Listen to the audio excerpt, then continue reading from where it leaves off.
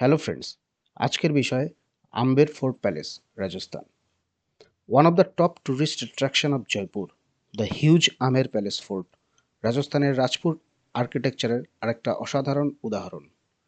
রাজস্থানের রাজধানী জয়পুর শহর থেকে প্রায় 11 কিলোমিটার দূরে আরাবল্লীর পাহাড়ের চূড়ার উপর তৈরি প্রায় 400 বছর পুরনো এই কেল্লাটি এখন ভারতের অন্যতম একটি ওয়ার্ল্ড হেরিটেজ সাইট।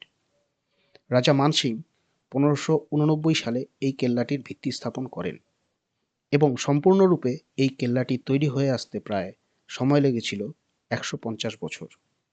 জয়পুর শহরের প্রতিষ্ঠাতা রাজা সোয়াই জয় সিং সেকেন্ড 1727 সালে এই আম্বের প্যালেস ফোর্টটি উদ্বোধন করেন। চলুন জেনে নিই আম্বের প্যালেস ফোর্ট, রাজস্থান।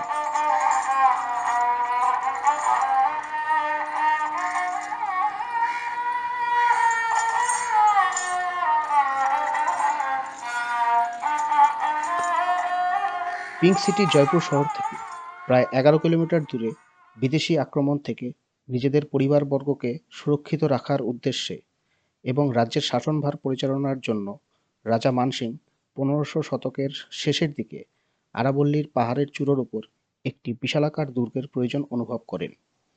প্রায় 5000 বছরের পুরনো মন্দির অম্বকেশ্বর মন্দিরের নাম অনুসারে এই কেল্লাটির নাম রাখা হয় আমের কেল্লা। এই কেল্লার 4টি উঠোন বানানো রয়েছে। প্রথম উঠোনটি, যেটিতে ওই সময় সৈনিকদের কুচকাওয়াজের জায়গা ছিল।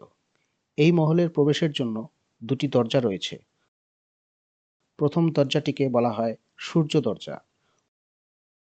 ওই সময় মহারাজা হাতির পিঠে চড়ে এই দরজা দিয়ে প্রবেশ করতেন এবং এখনও সকাল 8টা থেকে 11টার মধ্যে হাতি ওই দরজা দিয়ে প্রবেশ করে।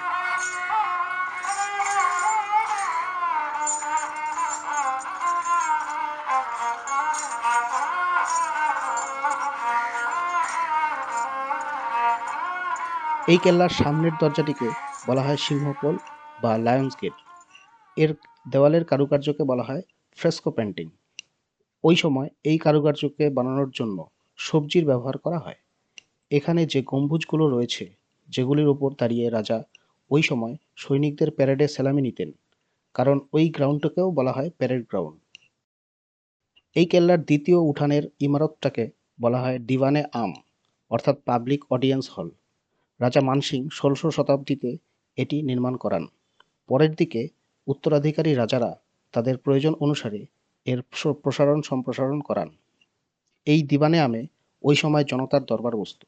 এখানে সব মিলিয়ে প্রায় 48টি পিলার রয়েছে। এই কেল্লার গেটটাকে বলা হয় গণেশ পোল, যেটা মহারাজার ব্যক্তিগত মহলের প্রবেশের জন্য ব্যবহার করা হতো। এর দেয়ালের কারুকার্যটিও ফ্রেস্কো পেন্টিংয়ের আদলে তৈরি করা হয়। এই কারুকার্য প্রায় 300 বছরের পুরনো। এই গেটের ওপর যে জালি রয়েছে তাকে বলা হয় সোহাগ মন্দির। ওখানে বসে রানীরা সাধারণের বৈঠকের আলোচনা শুনতেন। যখন রাজা কোনো যুদ্ধক্ষেত্র থেকে ফিরতেন, তখন রানীরা এখান থেকে ফুল দিয়ে তাদের স্বাগত জানাতেন। আম্বের ফোর্ট প্যালেস আপনাকে সত্যি আকর্ষণ করবে। বন্ধুরা, আজকে এ পর্যন্ত।